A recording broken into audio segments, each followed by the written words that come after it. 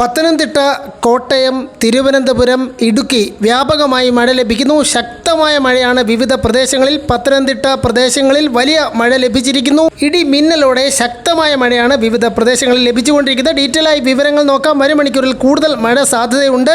തെക്കൻ കേരളത്തിൽ കൂടുതൽ ആശ്വാസകരമായിരിക്കുകയാണ് കാര്യങ്ങൾ. ഡീറ്റെയിൽ ആയി നോക്കാം. എല്ലാ ദിവസവും അപ്ഡേറ്റുകൾക്ക് ചാനൽ സബ്സ്ക്രൈബ് ചെയ്യാൻ മറക്കരുത്. കൂടുതൽ ആളുകൾക്ക് എത്തിച്ചേരാൻ വീഡിയോ ലൈക്ക് ചെയ്ത് കാണാൻ ശ്രദ്ധിക്കണം.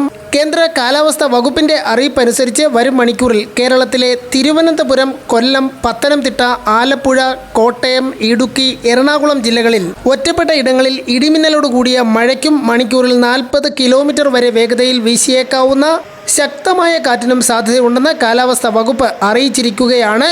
പത്തനംതിട്ട ജില്ലയിൽ, കോട്ടയം ജില്ലയിൽ, ഇടുക്കി ജില്ലയിൽ, മലയോര മേഖലയിൽ ഈ 3 ജില്ലകളിലും വൈകിട്ട് 5 മണിക്ക് ശേഷം 6 മണിയോടുകൂടെ അതിശക്തമായ മഴ ലഭിച്ചിരിക്കുന്നു.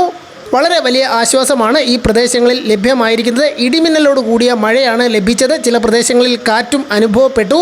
ഉച്ചയ്ക്ക് ശേഷം 2 മണിക്ക് ശേഷം തിരുവനന്തപുരം ജില്ലയുടെ മലയോര മേഖലകളിലും ശക്തമായ മഴ ലഭിച്ചിരുന്നു. തിരുവനന്തപുരം നഗരത്തിലും വിവിധ പ്രദേശങ്ങളിൽ മഴ ലഭിച്ചു. തെക്കൻ കേരളത്തിൽ വിവിധ പ്രദേശങ്ങളിൽ മഴ ലഭിച്ചത് ആശ്വാസകരമായിരിക്കുകയാണ്. കനത്ത ചൂട് തുടരുകയാണ്. കേരളത്തിൽ വ്യാപകമായി ചൂട് തുടരുന്നു.